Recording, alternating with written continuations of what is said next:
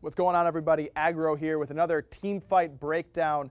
This one is from a pretty important set. The final EU set, at least the final one that really mattered for the top seeds. It's Obey versus Dignitas. These two are battling it out for that top seed in Europe. Obey had already won game one, so they'd already secured that top seed, but wanted to find the 2-0 and keep their record as clean as possible. This game was much closer than this score indicates, even at this stage. I mean, Obey's up about 7,000 gold. They're up 6 kills. It's 28 minutes, so we're getting closer to the late game. A couple key items are completed now on both sides. I mean, look at Obey. They've got a couple obsidian shards in the jungle for Captain Twig's Kuzenbo, I suppose. Pretty Prime not quite there on the Rod of Tahuti, so there's a pretty important fight for Dignitas to try and win because that huge power spike item isn't completed quite yet, but he's got a lot of pen. On the other side, DiG, QO Fred's just finished off a Titan's Bane. The demonic grip there for Zeros is pretty important to boost his power. Arco's got chin size, so even though Dignitas is behind about 7k, they aren't that far behind in items. Now, the things to look out for in this team fight is that Zeros has got no relics, 50 seconds or more on both his Aegis and his beads, so his positioning has got to be very conservative, especially at the beginning of the team fight. Arco doesn't have an Aegis, so same goes for him. On the other side, Sprint being down for Xaylia, impactful, but not nearly as much as the defensive relics for Dignitas' carries being down. And then Kuzenbo's Thorns, meme all you want, that's a really important cooldown to have not available to you in a team fight like that. So first time through, I'm going to let this playthrough breathe, kind of get you guys a first look at this team fight, and then afterwards we'll be breaking it down.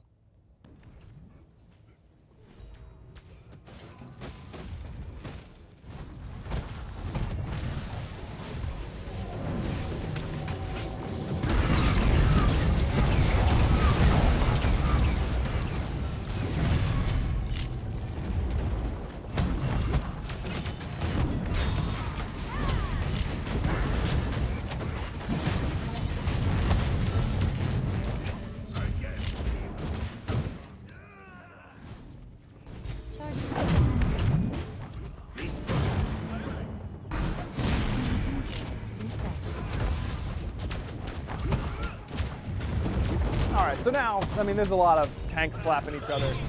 Not a lot going on after this. So we can start it off at the beginning. And first of all, I want to let you guys know that got a little bit of a surprise for you. Hey, it's me! And I'm here to break it down green screen style. That's a little secret. Don't tell anyone that this is actually a green screen. But, you know, I heard you guys' feedback. It's something that I've been wanting to do for a long time. A little rusty on the weatherman training, but we'll try and make it happen. Regardless, so let's start it off right at the beginning. Obey looks like they want to fight against Variety in particular, but they really don't. I mean, he's level 17. He's a little bit under-leveled for this stage of the game, but Obey knows that that's not the guy they want to dump a lot of cooldowns into. However, look at where the rest of all of Dignitas is positioned. I mean, you've got Zeros all the way here in the mid lane. There's no way that anyone from Obey is going to be able to fight him, and they don't want to commit to the Gold Fury, get it low, potentially have it stolen, because that's a really easy way for Dignitas to get back into the game. I mean, take a look at where QO Fred and Arco are positioned for Dignitas on your mini-map. They're really far down. No way that Obey can chase them all the way down because there's still 2 towers on the left side still standing. They have the tier 1 in mid, but around the Gold Fury fight, the tier 1 in the left is usually a little bit more impactful, especially when the positioning is in this sort of scenario. There's plenty of defense to run to for Dignitas. So this is not a full-on commit from Obey to Variety, but they're using Variety as bait. And Variety's kind of doing the same thing. He wants to absorb some of these cooldowns so that Zeros, who has no relics, or that Arkill, who has no Aegis, can come in and clean up these team fights later on. Let's take a look as Variety, again, is the focus initially, but doesn't really want to neither team wants to really have Variety be the full focus. But look, here's the problem. Look at how grouped all of Obey become right in that little corridor. Trickstank gets a beautiful 2-man stun. Pause it right there. Look at how grouped all of Obey is. I mean, that's 4 people stacked on top of one another. QVO's able to come around the backside. I mean, take a look at your mini-map. There's no wards around the backside of the Gold Fury, so no one has any idea where the Circuit's coming from. He gets a nice blink, forces out the beads from Ataraxia, and forces him up and over this red buff wall immediately. Now, Pretty Prime has got a choice right now. He hears the Circuit taunt going off. He knows that there's a lot of stuff happening right now. He just got stunned, holds onto the purification beads, but doesn't use the jump to get up and over the wall. Instead decides that he wants to go up into that Tycho Drum's ultimate. go ahead and play it, as that's his immediate choice. Ataraxia, as I mentioned, up and over that wall. Pause it right here. Prime immediately has no good targets in order to hit with this Tycho drums. I mean, zeros right over my shoulder here, that's the main target that all of Obey really want to find, knowing that his relics are still down. But he's in a great position. No one can really look at him. Maybe Emilzy and Ataraxia could turn their attention to him, but look at where Variety is. He's here to peel in case Zeros needs it. Arkill's positioning in this team fight is phenomenal right off the bat. No one is going to be able to hit him. The fact that he doesn't have Aegis, not really too important. Prime takes a ton of damage right away because we always talk about it with that Raijin ultimate. Tycho drums, really, really impactful from a distance, but when you're in the middle of a team fight, you're pretty vulnerable, and that's what happens to Prime here. He takes a bunch of damage. Cuvo with a well-timed ultimate as well. Go ahead and roll it. He uses that last breath in order to get some CC immunity, make sure that he doesn't get taunted away. That forces Prime to cancel out the ultimate and immediately go into the Aegis. Good peel, stop it right here. Really good peel from Xaylia and Twig to make sure that Prime doesn't get jumped on by Cuvo Fred even more, to guarantee that Catalyst auto attack that would have popped off those poisons. Arkill recognizes that the Aegis is down now for Pretty Prime. He's very low. He's got a dot ticking on him from the last breath. Probably going to end up falling, especially if he can be accurate with those snipes. But this decision right here from Prime is absolutely critical, because him dashing in to secure that kill on a Cuvo Fred means that he doesn't have it to get out. Now, where he would have likely jumped, up and over this red buff wall, not too impactful because that's where he ends up going anyways. But if Prime, and I understand this is all hindsight, that's kind of the whole point of this video series, if Prime is able to jump away towards the dual lane, that could have been a big difference maker for Obey, and you'll see why momentarily. Pretty Prime's going to go up and over around this red buff wall, as I mentioned. You can go ahead and roll it, and that means that Variety, he's got an easy target to go up and over to make sure that he falls. Got to give credit to Arkill. That sniper's going to hit. We all know it. But pause it right here. This is really important. I see 3 Obey members. It's Xaylia, it's Captain Twig, and it's Emilzy. One's missing, and it's kind of the most important one at this stage of the game. It's the Hunter, Ataraxia. So where is he? Take a look at your minimap. He's all alone. Remember, he jumped over the red buff wall and was hanging around by that mid entrance, wasn't really sure where to go.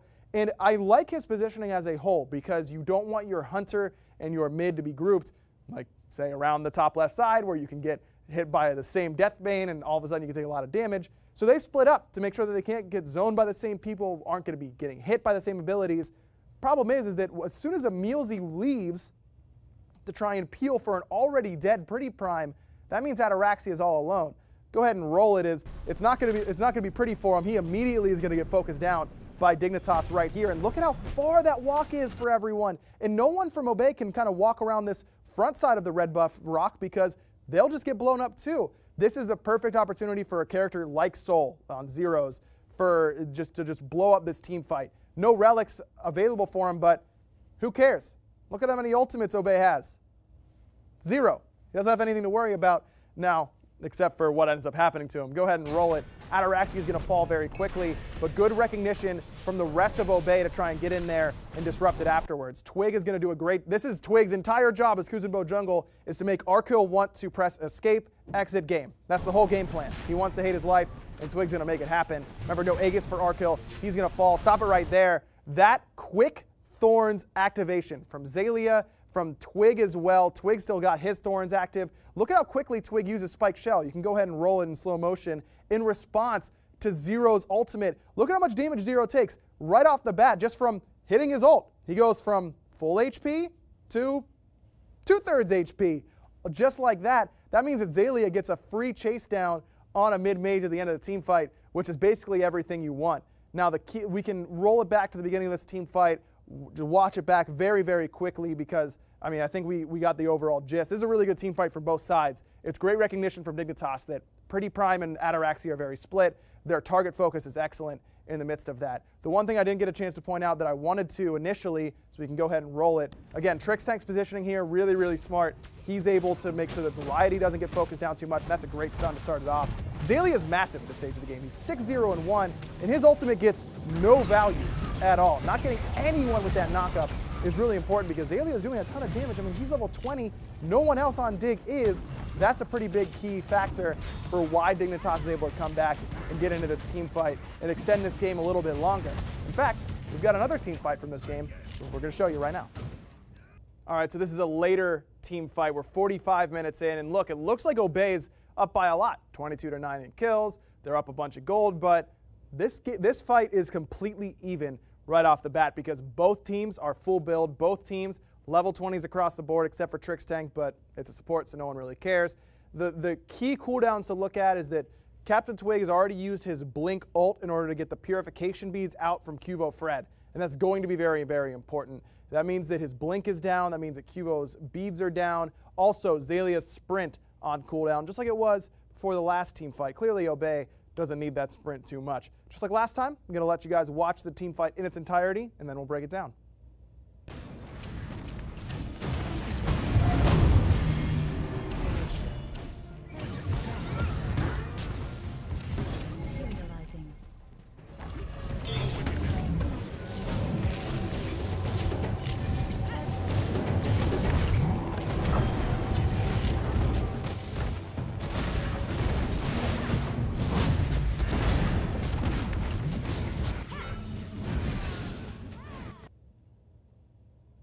All right, so it's Obey who ends up winning it pretty big there and going on to win the game after it, in large part because of how well this team fight went for them.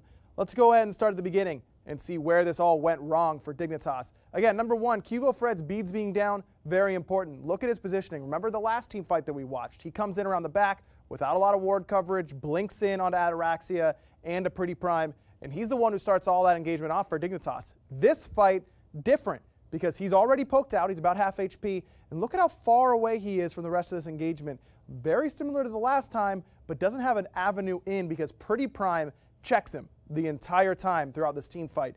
Zalia gets a massive ultimate right off the bat. You can go ahead and roll it as everyone's trying to get down into this corridor, trying to get away from all of Obey. Zalia not only immunes the stun from Trix Tank, which is sick, but knocks up 3 members and hits a 4th, Arkill, and gets his purification beads. He goes full rage right off the bat, so that transformation is coming, no doubt. That's a beautiful initiation from Zalia. You can't ask for anything more from your solo laner. This decision-making by Zeros is interesting, and it almost works out for Dignitas. You can pause it right here. Look at where Zeros goes. Everyone else down towards their Phoenix, towards safety. Zeros wraps up around that blue buff rock because he wants to make a big play as all of Obey is funneling into this choke point. 2 problems with that. Number one, there's no one to set up for this damage, and honestly, he doesn't have a lot of information as to who's there, who he's going to hit, anything like that. That's just raw game sense coming out of Zeros, knowing that all of Obey is going to be funneling into that tiny little corridor. But that stun from Trix Tank being immuned right off the bat by Zalia, if Trix is able to hold that and find a stun here on a Twig, Emilzy, or Ataraxia, or all 3 potentially, then it's probably Dignitas who end up winning this fight in the game. Can't fault Trix for that, just a matter of what happened. This is insane reaction time by Ataraxia because he's got both relics but doesn't use them. Instead, he's just going to jump up and over that supernova. Now Zero's in a really bad spot. His whole plan was insta-killing someone on Obey, and that didn't really happen. So instead, he's going to immediately start heading down. Zalia's transformation is well-timed because he forces out purification beads with that push. Zeros gets into the Disapparate form and starts to run towards safety. Now let's rewind a little bit because a lot happened right there. But what ends up being most important is what was happening off screen. As I mentioned, Pretty Prime is going to be checking Cuvo Fred for the entirety of this team fight. Watch these 2 icons on your minimap chase each other down. Well, it's really Pretty Prime who's on the chase. Cuvo has to use everything just to get away from Prime, who takes no damage whatsoever. And Cuvo has Blink, so he could have theoretically Blink engaged. He's got his ult. Could have theoretically Blink ulted Pretty Prime. But he knows he doesn't have the damage, and Pretty Prime does. I mean, Prime's full build. He's got everything. A Hide of the Urchin, a Rod of Tahuti, a fully stacked Hide of the Urchin, and not to mention a lot of penetration. Book of Thoth there late, not fully stacked, but just there for that extra bit of power and damage. Again, watch your minimap as Cuvo is going to be forced to run away, and Pretty Prime now is going to be able to wrap underneath this team fight. Pause it right here. At this exact moment, one of 2 things need to be happening. It's definitely Cuvo Fred yelling at his team, back up. Pretty Prime is coming underneath everyone. He's got relics. He's got his ult. He's going to be able to blow everybody up in the midst of this engagement. But Dignitas just don't do that. I don't know if it's Cuvo not saying that Pretty Prime is coming underneath, because he definitely had the information. There's no wards there on the minimap for Dignitas, but they don't need them because Cuvo was that ward for them. It doesn't matter if it's Cuvo saying, hey, we need to get out and Pretty Prime's coming underneath you, and Dignitas not listening, or it's Cuvo not relaying that information to his team. But either way, it ends up being really, really disastrous for Dignitas because Prime gets to march right underneath and blow up Arkil right off the bat with his Tycho drums. Remember, Arkil's Aegis was down coming into this team fight. Arkil has no idea. I mean, he never even turns to look at Pretty Prime. So you know that that was either Cuvo's lack of communication or Dignitas not hearing that communication and not reacting accordingly. The fight after that doesn't really matter because as soon as Arkil gets insta-killed, as soon as Pretty Prime is full HP, zeros, his beads are down, he's on the run, he doesn't have an ultimate, Obey's going to be able to take that team fight pretty easily after that. So Dignitas had an opportunity to try and turn it. It was a good idea by Zeros, but a better reaction by Ataraxia. Good team fight positioning as a whole from Obey. And the other important thing is that Pretty Prime, he had a speed buff coming into this team fight. So that means that he got to chase down Cuvo even better. He got to get to behind that team fight even faster than the rest of Dignitas was probably ready for. I mean, how often do mages get speed buff? That's usually hogged by those greedy junglers. That's it for this episode, this time, whatever it is, of the team fight breakdown. Hopefully you guys like this little more slick setup we had this time. We had a lot of fun making it. Huge shout outs to my friends in production who were able to put in a lot of work and help me out with this one. Hope to do a lot more of these, either before Super Regionals, after Super Regionals, leading up to Worlds, hell, maybe even during Super Regionals with some players. I think that'd be pretty fun. Go ahead and let me know down in the comments if there's a particular team fight or a particular game you want me to go over or anything like that. Appreciate all the subscriptions and likes on the recent videos. It's been very encouraging. And make sure you just stay tuned because I've got a lot more content coming. Thanks for watching, and we'll catch you next time.